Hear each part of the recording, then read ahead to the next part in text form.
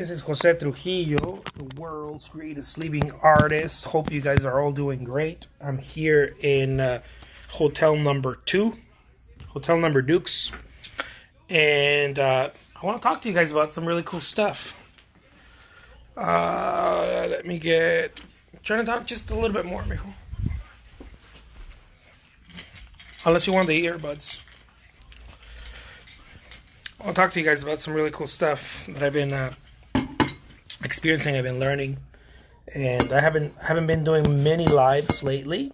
So I really appreciate all of you who have been joining me for quite some time now. I want to talk to you. What's up, Corbelic? What's up, people? I want to talk to you today. What is today? Is it Sunday? I think it's Sunday. I'm in my. There's some noise in the background. I always have background noise. I don't even know why. I feel like my son's listening to some YouTube stuff. But anyways, I hope it's not too disturbing. Maybe now that I brought attention to it, maybe it will. I don't know. I want to share with you something that I have experienced as an artist, and this is the famous artist block. Okay, first of all, I'm in DC with the Human Rights Campaign, putting my little grain to help equality, and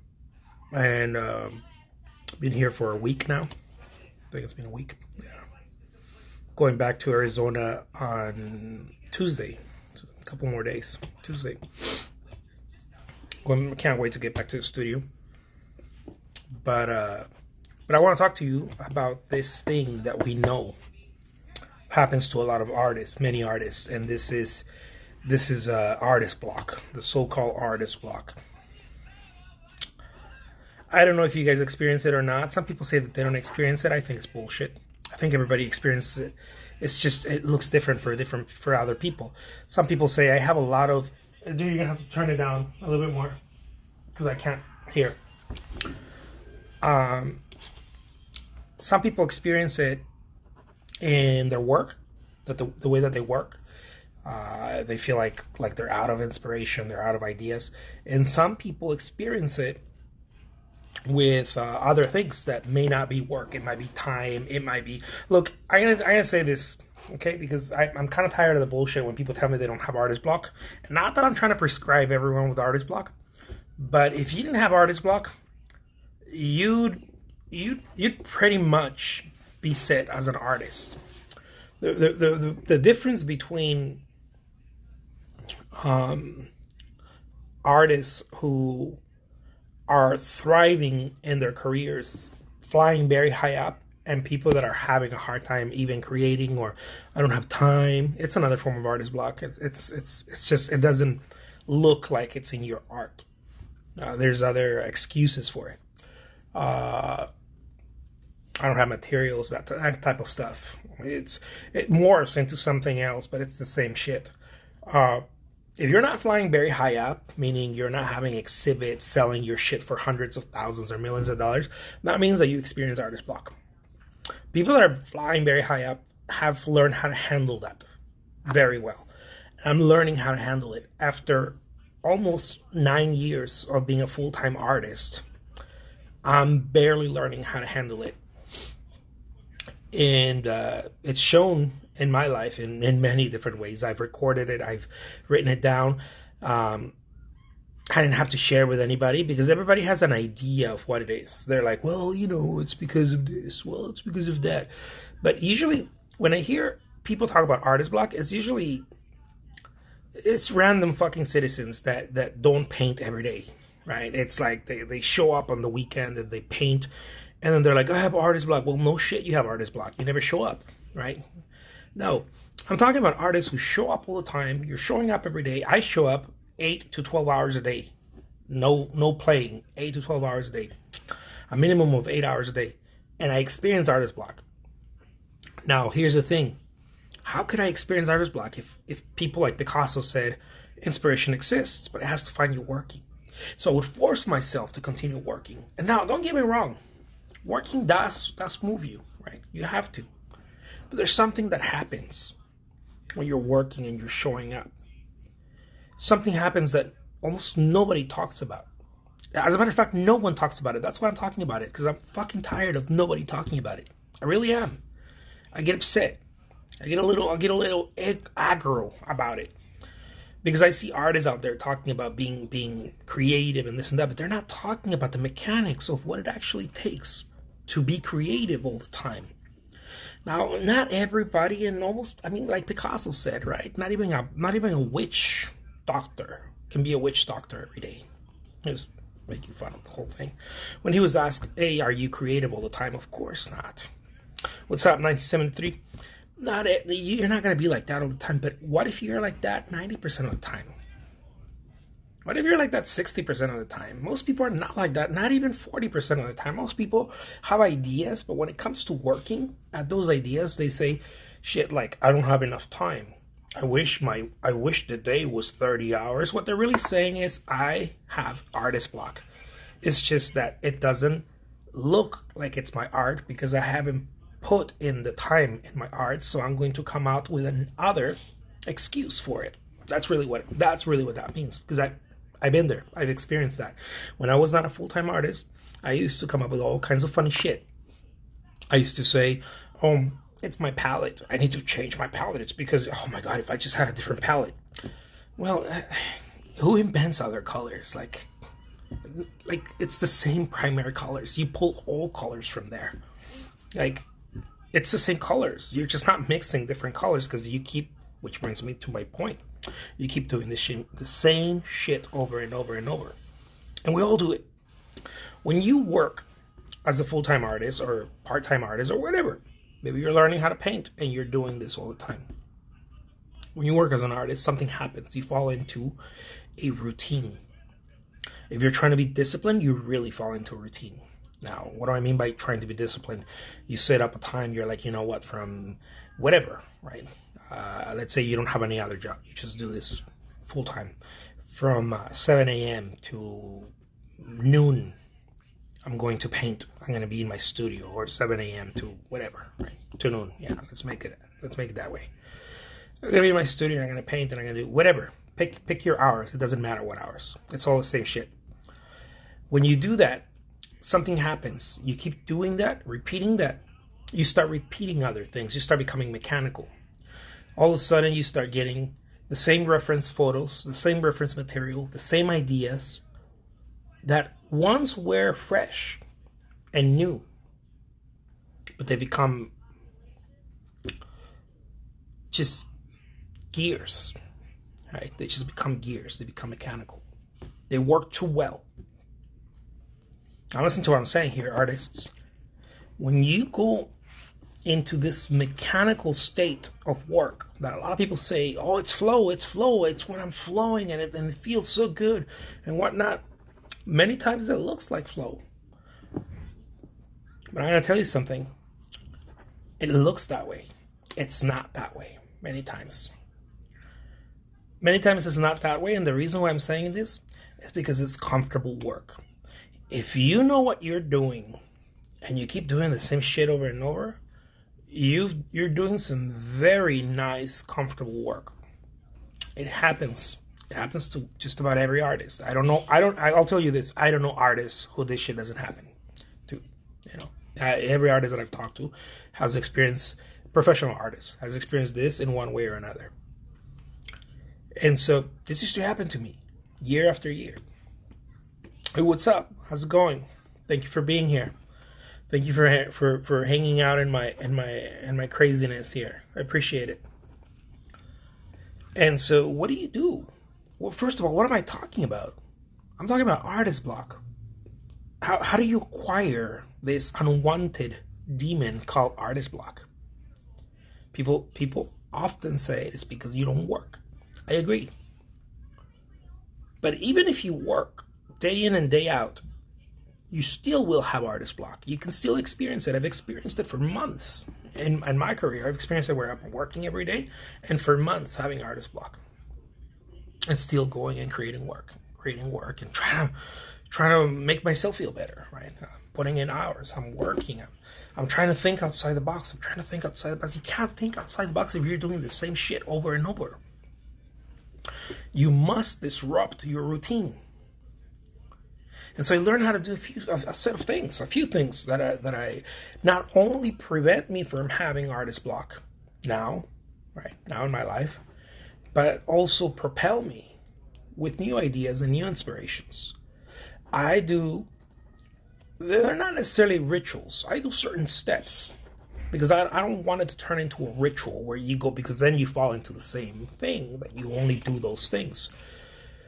So what I do is I pick five things where I'm going to disrupt my day. 5 things. I started with 2, right? And then I moved to 5. I find that 5 is more than enough. 5 things where I'm going to disrupt my day. One of the things that I do to disrupt my day, right? I look for where I'm comfortable. Any place that I'm comfortable, I will disrupt it. It doesn't matter what it is. I'm comfortable being in my studio. I don't want to do, I'm going to go and I'm going to start early. Well, not today. I tell myself something like, today I'm going to go do some other shit and I'm going to make myself very uncomfortable and I'm not going to get there on time. I usually get there on time. I usually get there at 5 in the morning. Whatever. I'm not going to get there at 5 in the morning. I'm going to get there at 9. 9-ish. This is not something I do every day, though. This is something to disrupt myself. Because you get in this, you become monotonous. And then you're not thinking creative anymore. It's just so important. This morning I was talking to a very successful business person here in DC, and he was telling me something. I mean, this guy does some really incredible stuff. They test rockets and all kinds of cool shit. He's telling me the same thing. They go through the same stuff. Everybody does. These are very high level engineers and scientists, and they go through the same shit as an artist. Corbellex says Hemingway believed in this as well. Yeah, I'm telling you, Hemingway, Einstein said, if you want to stay creative, right? He talked about it in different ways. Robotic, yeah. Because you can become robotic very easily, especially if you're trying to be disciplined. Now I'm talking about, look, for those of you who are not even disciplined in your art, that you're not showing up every day, you don't even have this problem. It's the problem. You can't see it yet. Your problem is that you're not showing up. You gotta show up. Once you start showing up, the real problem starts when you start showing up constantly, consistently, and you start working. You have to disrupt your work. And you have to disrupt the patterns that you've created for yourself. One of the things that I do is that I'll go and I'll take a fucking really cold shower. One morning I'll wake up, it's freezing, and I'll take a really cold shower. It's stupid, I know. I learned this from, what's his name? Tony Robbins. I didn't understand why these people did this. I've been doing it for quite some time now. I don't do it every day, because if I do it every day, then I have to disrupt that.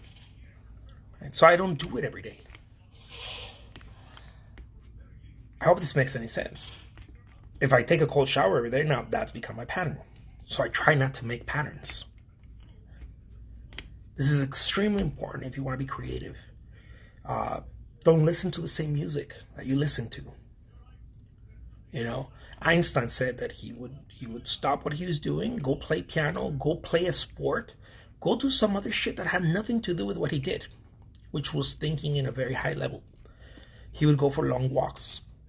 All the super successful, whatever you want to call them, people back in the day, because this is a very old practice, of course, disrupting your work, disrupting your day. People didn't understand why they did that. As a matter of fact, one of the people, I forgot his name, the guy who developed the chaos theory, he was a scientist. I believe he was a scientist who came up with the chaos theory. He talked about this.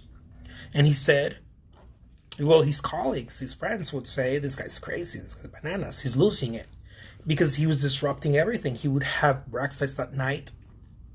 Just disrupt, create chaos in his day while remaining, use some toilet paper, while remaining, it's getting a cold, I think, while remaining productive. So how do you do it? How do you disrupt yourself if you want to remain productive?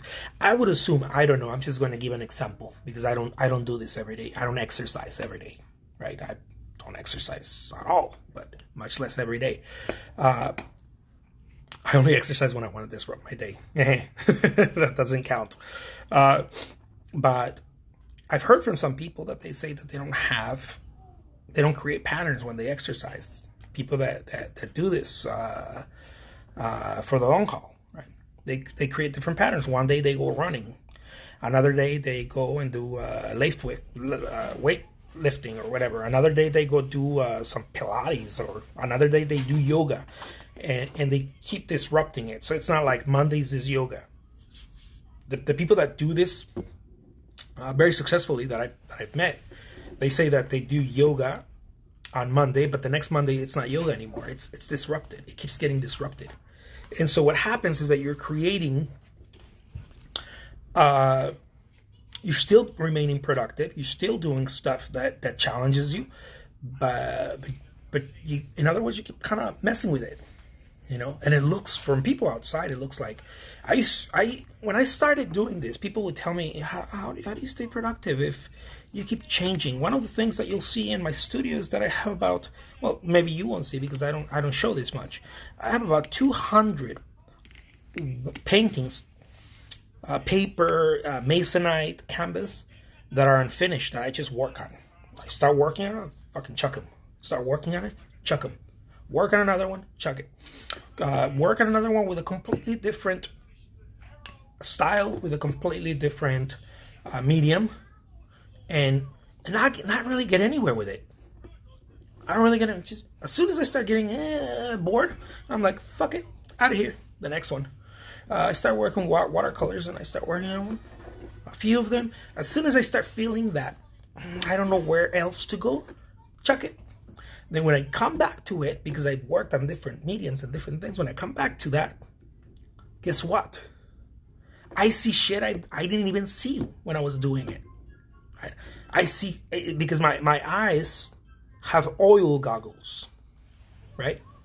When I go back to I'm sharing with you something very personal. This is the way I work, okay? And so I'm doing this because I want to bring you as much value as possible, and this is why I'm kind of opening myself up here for you guys. Those of you who are interested in any of this, take it, use it, because what good is it for me if I just use it and I don't share it with anyone else?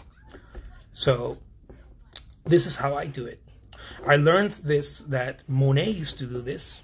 Monet used to have dozens and dozens of paintings. People said that he would work on 5 or 6 at the same time. That's not true. Monet had dozens of paintings, just, you know. And if Monet would have been a painter of post-industrial era, if Monet would have been a painter in the time of Matisse, or I mean, he was, but he was very old, or in the time of, I don't know if he was he? I don't know. In the time of Warhol, Monet would have been a motherfucking machine. Right, because that's the way that he worked. He worked in series, lots of series, but he didn't finish paintings. If you see a Monet painting, you'll see something very interesting. Even though he painted plein air, he was always painting outside. It's not true. When you start seeing the paintings, you start realizing that the paintings are layered. It's a very interesting thing that you see when you're a painter. You know this. You can see when the first layers of the paint are dry, and when they apply the other layer, it doesn't mix anymore, so it just kind of floats up there, and you see it floating over the first layers. And you see this a lot with a lot of artists. Now, this doesn't mean that they couldn't do it or that they didn't do it. Now, I paint a la prima, right? I paint in one take when I'm going to do my smaller work, especially the ones that I do for eBay. Smaller work, I paint a la prima. It's one take usually. But when I'm working on larger pieces, or I'm working on I just need to create work and disrupt my day, I start going through them and just basically I touch and go. That's what I call them. I touch and go. I'll go and I'll do something with a pencil, and I start going, oh, where is this going? I don't know. And if my little heart says, hey, do a little bit more, not this. If this says do a little bit more, chuck it. But if my heart says do a little bit more, you'll feel the difference. You'll feel the difference. You have to learn how to listen to this. This fucker right here ain't good enough. This is not going to help you. You have to listen to this one, but you have to pay attention to it too. If your mind says, well, maybe if, it's time to chuck it.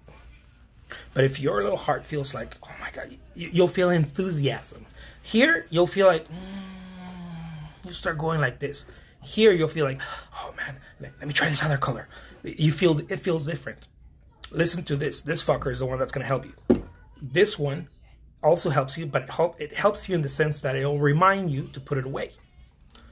By the time you start using this one, it's time to put it away. It's time to move on. And so this is how I've done it. This is how I've remained inspired. This is also what has prevented me from being inspired, not working in this way.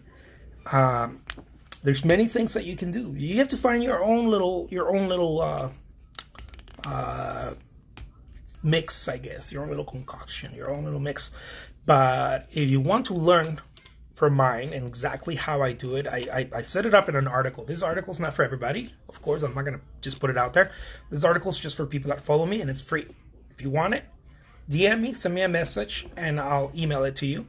I need an email, though, so I can email it to you.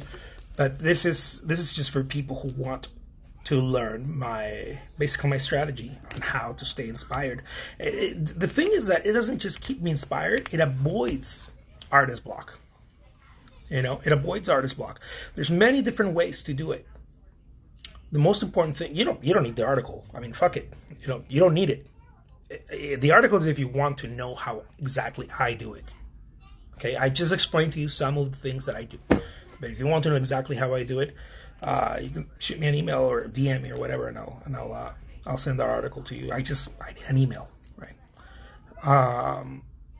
But the most important thing is to disrupt whatever you're doing. Now, when people say disrupt, they usually think one thing. No, disrupt. I just said it earlier. I disrupt 5 things. 5 things. Okay? Disrupt doesn't mean that you go do something else. Some people think you do something else. Some people say, well, I've been painting all day. I'm going to go to the museum. But if that's what you do all the time, you haven't disrupted yourself. Right? I've been doing this. Now I'm going to have some fun. But unless your fun is like, go play paintball, and if that's not, or skydive or some shit, disrupt, right? You have to disrupt.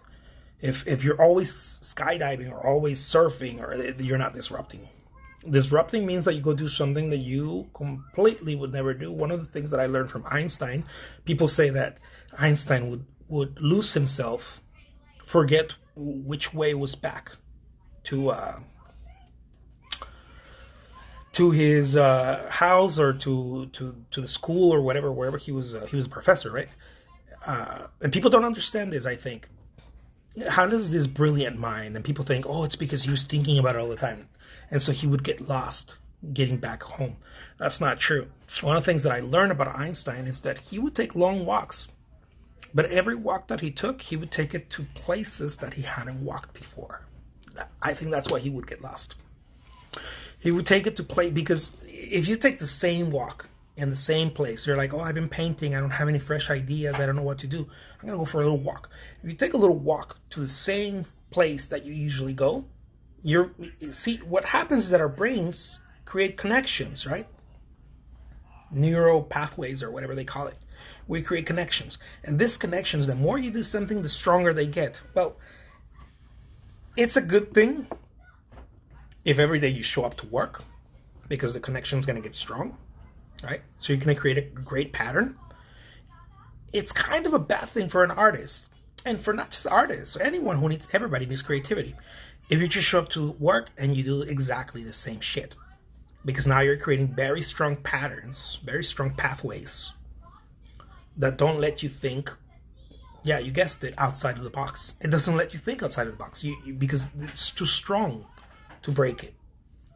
So again, one of the things that I do is I go and I take a very cold shower. Just a very cold shower where I'm like, ugh. And that gets me out of my mind. Because usually I like hot showers. I go take a hot shower, it's so relaxing. I start thinking about my day and what I'm going to do and whatnot. I take a very cold shower when I need to disrupt, because I don't usually do it. Another thing, believe it or not, okay, I go and I start running Very rare. That's why I say it. It's when I need to disrupt. I should do it every day, but then I have to disrupt that one. I run for 15 minutes. It's nothing, but to me, it tires the fuck out of me. As fast as I can for 15 minutes, like if someone's chasing me. I do that because the breathing gets me out of my mind, right? I act like someone's chasing me and I start running really fast and really hard, and for just 15 minutes. But that does it for me because I'm a thick boy. So it gets me out of my mind. I do different stuff, right? You have to find out what that is, but it's not just in one place. Another thing where artists try to disrupt is only like, well, I've been painting the same stuff. I need more.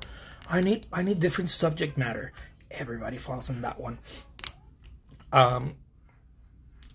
If you need different subject matter as an artist, and you go and you watch the same, the same Instagram accounts, you go on Google and you type in the same stuff to try to get some ideas, or you have the same magazines, because artists do that, right? We keep magazines. If you have the same magazines and you're watching the same magazines, you're like, I need to get inspired. I haven't seen this magazine in a while. It's not fresh. See, inspiration comes from shit that you haven't seen yet. Things that you haven't experienced. Inspiration comes from that. I call it the newness. It's got to be new. It's got to be fresh. And people that like and buy your work sniff that. They look at that and they're like, we're very. How can I say this? Sensible to that. People that, especially if you're in marketplaces that are extremely saturated, when you create something fresh, people go after it because it's fresh, because it's new. Imagine if you as a buyer, you're looking at Etsy every day, right? Or you're looking at artwork on Instagram or whatever every single day. You're a buyer. Don't kid yourself. If people are buying art, they didn't stumble up on it. It's very rare. People buy art, they're always looking at art. Okay, just to give you, they're always looking at art. I'm giving you a little tip here. They're always looking at art, so if your shit looks like everyone else's, or it looks like your shit, just your shit 2 months ago, they already seen it. Remember this, people that are looking at your work, okay, I'm going to give you a little tip here that it's going to, that if you're selling it already, this is going to earn you some money. This tip alone. Here goes, right?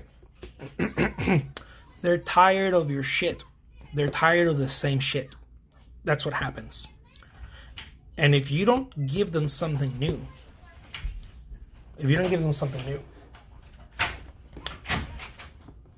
whatever that is, you're going to essentially need new customers consistently. And it's harder to go get new ones than to keep the existing customers happy. You need both, but you need to learn how to keep the existing ones happy. And the way that you do that is you offer them new variety. Very difficult to do, unless you're inspired. Right. Very difficult to do. If it's not difficult, but if you're not inspired, if you have an artist block, you can't deliver on that. You can't deliver new stuff. You keep doing the same stuff over and over and over. This is my Batman secret. Okay, this is why people look at me there. Now, it's not easy to pull. It's not easy to pull off. I will say this, it's not easy to pull off. And the reason why is because when you find something that's working, guess what? You're like, oh, this shit's working. So you tend to stay there. And what you need to do is, oh, this shit is working. Just remember, it's not going to work for that long anymore. It gets old very fast. Because you fall into that trap. All over again. What happens is that we go into comfortable zones. And those comfortable zones need to constantly be disrupted. And nobody wants to disrupt a comfortable zone. Who the hell wants to do that? It's so comfortable. You know, every day I show up, I do my paintings. I know how to do this. I finally got the brushstroke down. I finally saw how Jose mixes with his walnut oil. Right? This is good. I'm gonna do this, and it feels right. People start buying your work, or people, or whatever. You know, you get a slight advantage because your stuff looks new or whatever, and all of a sudden it doesn't look new anymore because you keep doing the same thing over and over. And you're no longer creative. You're not looking at things from fresh eyes anymore. And that's why I said it's very difficult. This is why I believe many artists have such a hard time with this so-called artist block. Now, this doesn't just apply in art. It applies also in the way that you market. It applies also in the way that you sell your work. It applies in many different places in your career. It applies. It's not just your work, right? If you're making a living out of this, it's not just your work. It's also going to apply in the way that you present your work, the way that you market your work. If you're doing the same thing over and over and over again, you have to disrupt it, shift it a little bit. Then you don't have to shift the whole thing, just shift it a little bit. And again, where people fall here, where they fall short, and I've done it myself many, many times, is that you shift it and you feel like, oh my God, this is great. And then you stay there and you don't keep shifting it. This is why I don't believe in when people tell me, oh, I love your style. I'm like, oh, fuck, I'm doing something wrong. Right? And I know that you can't really run away from your style. But I wish I had a different style every day. Really, that's really what I would wish. I wish that I had I paint like Vermeer today and paint like Picasso tomorrow. That'd be a dream come true. Because I want to be able to disrupt that. Because the creativity comes in when you disrupt it. It comes in the that's why people call it happy accidents or good accidents, right? You have an accident. Oh my God, this thing that actually, was bad in my life turned out to be great. You always hear people say that. I had an accident or this or that. It actually was the catalyst, or it actually was the thing that propelled me to the next stage in my life, of course. When people say that, oh man, the best thing that happened in my life is my divorce, some shit like that. People say stuff like that, right? Or the best thing that happened in my life was when I lost my job. I said that. It's because a disruption forces you to show up in a different way. See, the only reason you're not showing up in the way that you want to and you're not being creative is because you're comfortable. You're extremely comfortable. You found out what works. And what works only worked in the beginning. It doesn't always work the same way. It just keeps you at a flat line. It doesn't move up. What worked in the beginning keeps you at a flat line. That flat line eventually starts coming down. You need to constantly not keep it there, constantly pull it up a little bit. Pull it up. Pull it up a little bit. Every time. Make sure that this fucker goes up a little bit with something new. Michael says this is true. Oh, Michelle. Sorry. I thought I read Michael. Michelle. Yeah. Whatever. This is why we have that thing called beginner's luck. People say, oh, that's beginner's luck. Yeah, because it was new. Any new pulls you up a little bit. Think about it this way. You go to the movies, you don't go see the same movie. You go see the new movie. Why in the hell would want to go see, again, Rocky or Ben-Hur? You would do it just as a fun thing, like, oh, look, they're going to play Rocky, a couple of friends, but not thousands and thousands of people are going to see it. Of course not. Thousands or millions of people are going to go to the movie theater to see the new Batman or the new whatever, right? Because they want the new superhero. They want the new. They don't want the old one. We love the old one, but there's no urgency for it. The new is what we love. This is why I believe people do things like cheating on their spouse and shit like that, because they go into that mindset that, oh, I gotta have something new. It's a new thrill. It's a new idea. It's a new whatever, right? Because it's new. When people want to experience something great in their life, they say, I gotta move to a new place. I gotta go to a new place, a different place, right? Because they need to get their mind into something new. New is exhilarating. It's enthusiastic, right? It makes you go after something because it's no one had ever been there before. So that's why Elon Musk is going bananas, right, to get to Mars. If we had already been to Mars, you think he would? Of course not. He'd be like, who the fuck wants to go to Mars? But no one has gone to Mars. It's a new thing. I mean, not Mars, but not gone, but, you know. Yeah, not gone. Make a village and shit out of Mars. Make a new Earth or whatever. Because it's new. And when that's played out, because it'll get played out, Mars is going to get played out. It'll take a few, I don't know, thousands or millions or a year or whatever. It'll get played out. And then people are going to be like, let's go to the next planet. Because everything gets played out. It doesn't need to get played out. Right? But we do as human beings. Anything that's substance will get played out. And so that's why people say, like in relationships, people say you want to keep your relationship fiery, you know, act like in the beginning, of course. If you act like in the beginning, it always stays fresh, it stays new, right? And it grows and it morphs. You want to act like it's new all the time, it's fresh. Because nobody likes a relationship like this. Hey, what's up? You know, you start living with your buddy, right? Eventually, right? Nobody wants to live with their buddy, right? The relationship matures and it becomes something else. It's not the same. It's not the same shit in the beginning. It's not all sex anymore, right?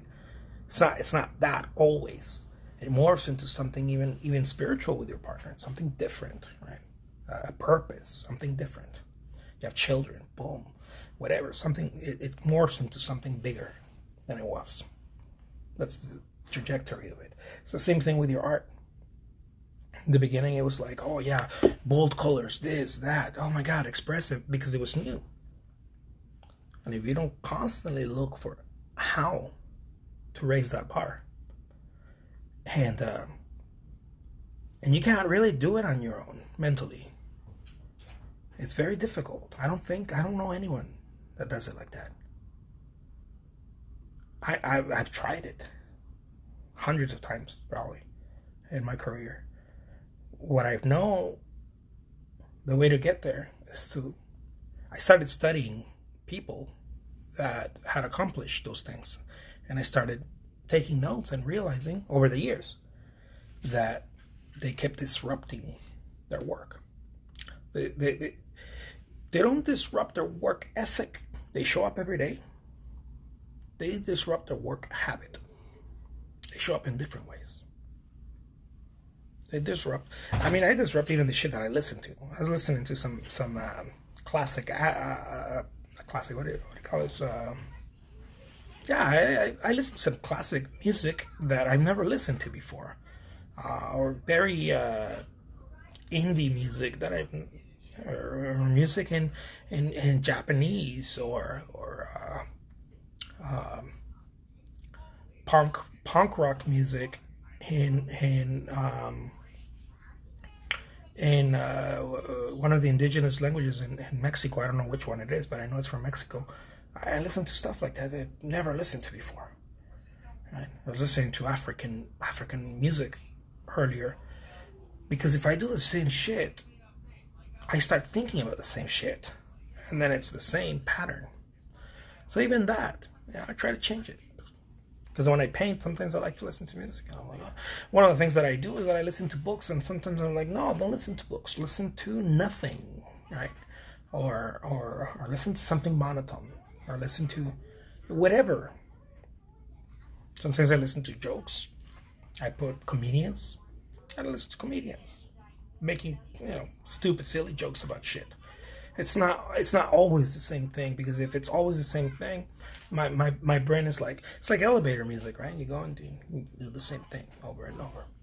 So anyways, I'll leave you guys with that. I hope that this was helpful in any way. You don't seem to be a punk rocker. I'm definitely not. I used to be in a band though. I did play punk. I played some metal and hard rock. I was a guitarist. I did play some Ramones and Sex Pistols. I was into punk rock. I don't look like it. I don't look like it. But yeah, guys, this is this is how I do it. This is how I do it. And again, if you want to learn the step by step, how the different things that I do, and the 5 things, how I change them, and I have steps, right, that I do, and I even disrupt those steps. But I'll show you how I disrupt them as well, if you're interested. But this is for artists who are like, tired of being in that so-called artist block. You know, if you're tired of it, by all means, this is not a substitute for fucking around and not working. This is not for that. Like, this is not like, well, I've been working so much, I'm not gonna work. No, there's no substitute for that one. It's just that you can show up in different ways. Basically, what I'm showing you here is that it's like if you exercise, you know, well, leg day one day, the next day this, the next day that, and then keep mixing it. Keep mixing it, but stay productive. Right? Stay productive.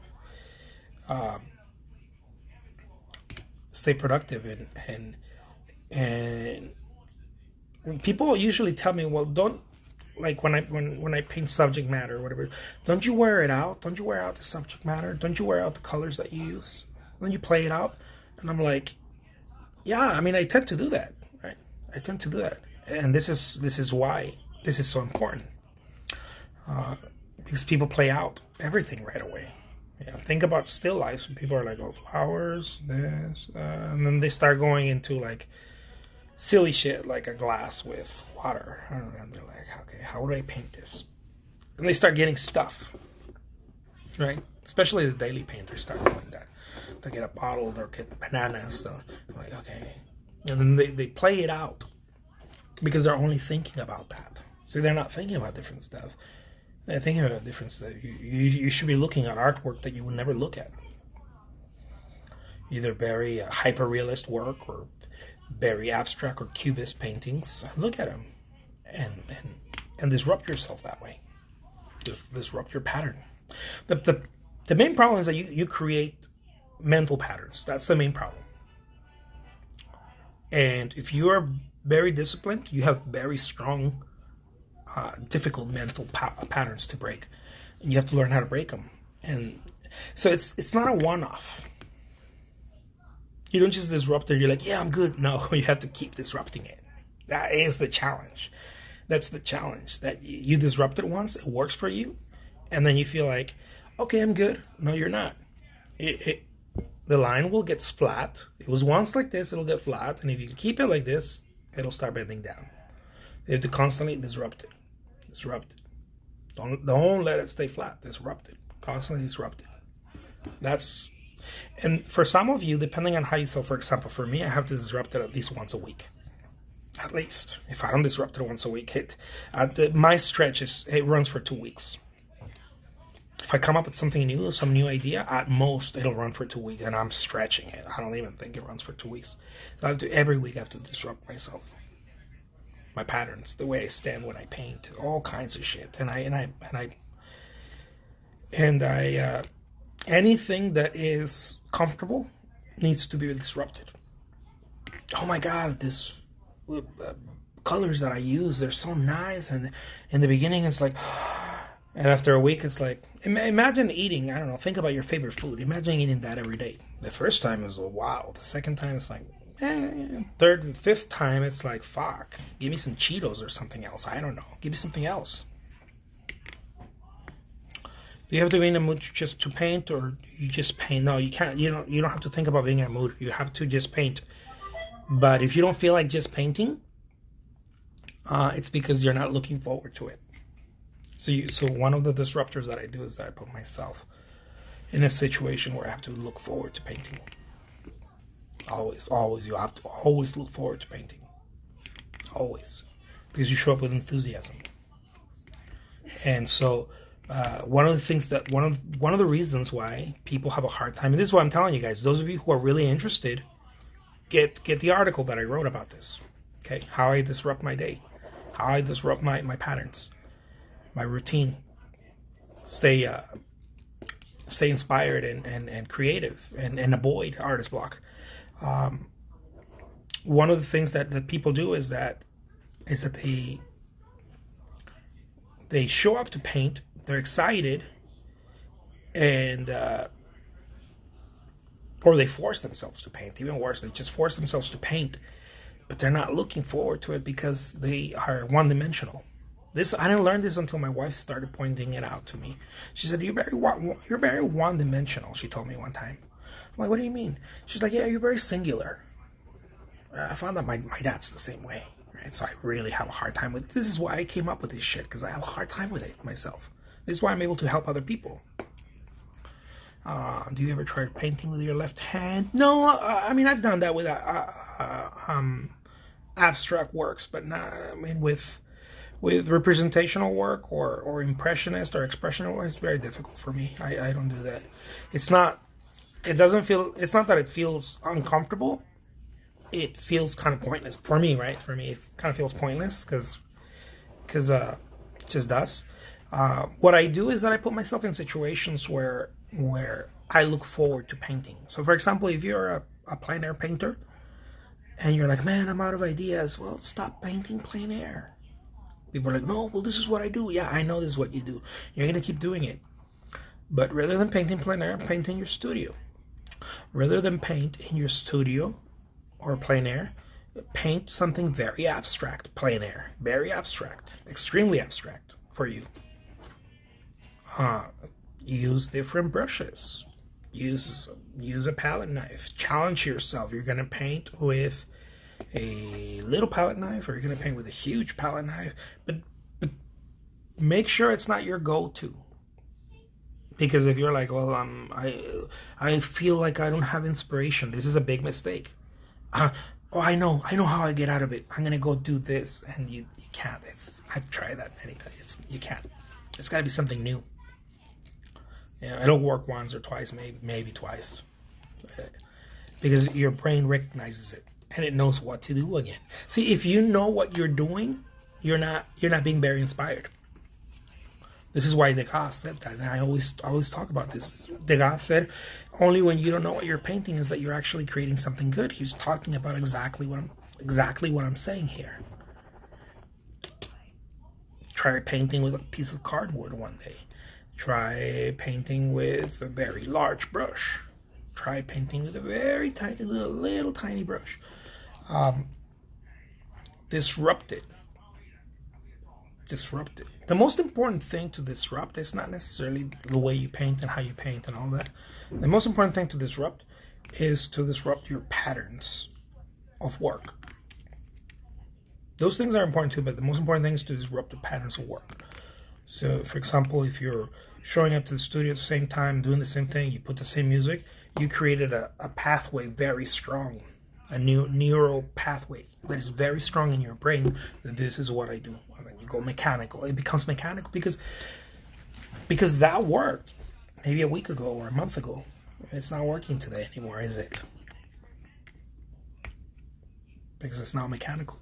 And so when it becomes mechanical, the brain doesn't go, "Oh, let's be creative." No, because it knows what to do. So it's like, no, let's stay here. Don't make it hard for me. That's what the brain is going to say. Don't make it hard for me. It feels comfortable. It feels nice here, right? I'm rocking it. This is why I don't believe when people say, "Oh, when it gets easy," it should never be easy. It should always be a little challenge. Like, I don't know, what would I do here? How would I paint this? Because then your brain is going to be activated in a different way. You know? How do I mix that color? Look at a color and try to mix it. If you're not used to doing that, right? You don't know how. Or maybe if you're used to doing that, instead of looking at a color, mixing it, use a completely random color. Okay? If you're the type of person that you got to get the color right, get a very bright red and put it there instead of trying to mix the right color. Like flip it. It doesn't mean that this is the way it's going to work forever. What you want what I want you to get out of this is that you need to disrupt it. Because then when the red starts working and you start applying the red, you're going to be tempted to keep using it, and therefore it has now become a pattern again. Right? Anything that you do is not a salvation; it's a momentary breakthrough. Anything that you do will not. It's not. This is the labor of the artist. Reinvent yourself. It might not be your art. Again, it might not be your art. It might be the way you market. It might be the approach in which you sell. It might be how you ask for the gallery show. It might be wherever you're having a hard time to stay creative. That's what it is. It doesn't matter what it is, but wherever you're having a hard time to stay creative, where your creativity depends on it. For example, I know in the platforms that I sell my art, whether it's eBay, Etsy, Cherish, eBeth, any of those platforms, some of those platforms, my creativity is my differentiator. Other platforms, no. Other platforms, it's more about me just being there. But other platforms, my creativity makes me or breaks me. And then also in coaching and the coaching services that I'm offering, in many ways, many things, how creative I am in helping you as an artist. Like I'll try things, right? I'll be like, okay, what do they need? Okay, taking notes. They need this. Okay, cool. And I'll go and I'll be like, hey guys, I'm gonna help you get from point A to point B or whatever. And in the beginning, it works. Oh my God, I sold 10 coaching calls in one day, right? Then I try to do it again, and then it won't. No matter what, it just won't. It only happened one time. Then I asked myself, what the hell happened? Well, what the hell happened is that was pretty creative. That was pretty slick, right? I'm able to help people, and this is how I'm going to do it. But if I do it again, it means nothing to the people anymore, right? And so I have to come up with a new creative way of helping. And this is why it's a never-ending story, right? It's a never-ending story. Think about it this way: why again, movies, shows? Why don't you watch the same shows on Netflix? You know, who the hell wants to do that? You want the new show. You want the new episode. Nobody wants the same show. Who wants that? And I know that's entertainment, but it's everything. It's not just entertainment. You don't go to the same club. Nobody does. This is why people that own clubs, that open clubs, they know that. I was talking to a buddy a while back, and he said he owns clubs, and he said the business of clubs is to open one, keep it open for a few months, close it, get the funds from that one, and open the next one. I didn't know that. You know, get the funds from the first one, save, right, and use the same funds to open the next club. Because you need to, this is shitty, okay? But these guys are very smart. They put themselves out of business with their new club. Ain't that clever? I think that's very clever. So they open a nightclub, right? What's up, Monica? They open a nightclub. And they know that it's going to be hot. There's going to be lines, and everybody and, you know, all the beautiful people are going to want to be there. And then they keep that club open. They let it run its course. Before it runs its course, they put themselves out of business with their own money, with a new club. And then they keep doing that. And you're wondering, oh my God, who opened the new club? It's the same person. It's the same investors. So anyways. Do we have Wi-Fi? Yeah. Set it up already. Anyways, guys, I'll leave you with that. I hope that this was helpful. My name is Jose Trujillo. I'm already in hotel number 2. I think this is about it. We'll be home on Tuesday. We'll be home on Tuesday. We're kicking it. It's been nice being in DC. Yeah.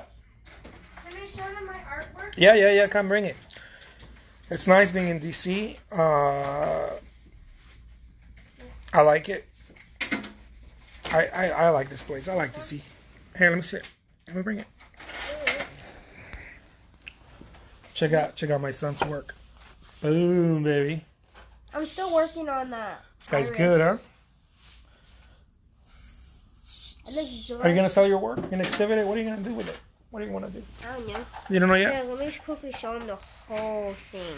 Hey, look at that. No, that's not the whole thing. You gotta show him the whole thing. Yeah. This guy's gonna be a master, man. This guy's already a master. Heck yeah. Earl Gray, Chicago says, Jose, what do you think about a TV show for painters that mimics the American Idol style? Oh, okay, I see. I don't know. I think painting... Some people mix painting and performing, and I think that's great, but I have no idea about that. Is that something that came out, or just an idea? Or are you a producer, you're coming up with an idea? Because you're a producer and you're coming up with an idea, think of me. Think of me. Give us a reality TV show. Give me a reality TV show. That's what I want. You never know who steps up in these places. Sometimes, I find some very interesting people that are doing stuff. Last time I was talking to someone who produces shows, reality shows. So you never know. So yeah, just an idea. Nice. I don't know. I have no idea.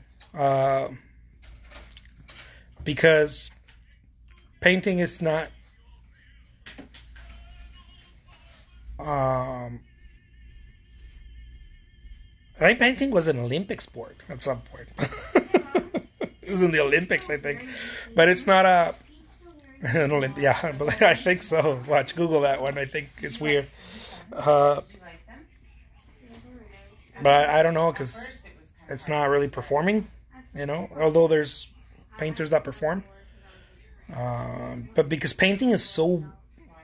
It's so broad, I don't know how that would fit in there. I have no idea. Jay, what's up? Got my first art show coming up next month. Thanks to your advice, Jose. Oh, thank you, Jay. That's awesome. Good luck with that. That's awesome. Yeah.